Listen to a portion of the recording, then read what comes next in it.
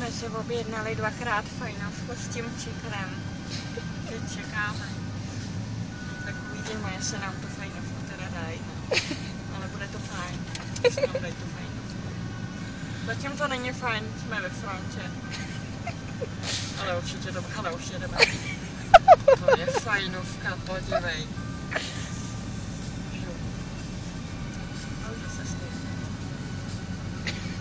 To není moc fajnový. Žádný fajnovky takovou dobu tady. Ty jsi taky fajnovka.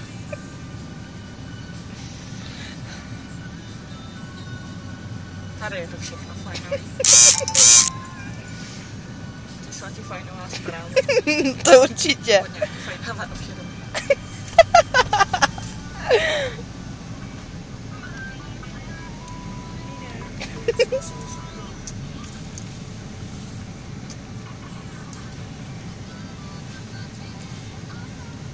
Už to dostaneme s fajnovkou.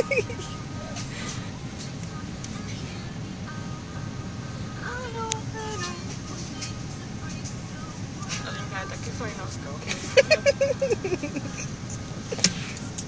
On mi zavřel.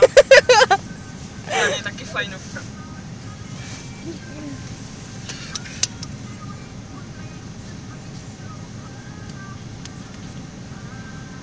Jako by se čekali takovou dobu, že to ještě ani neudělali, jo. A to právě vytváří ty fajnovky.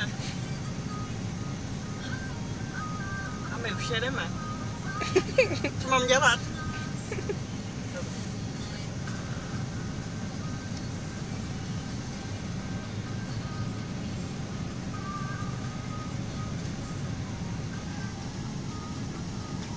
Mučení jehňátka.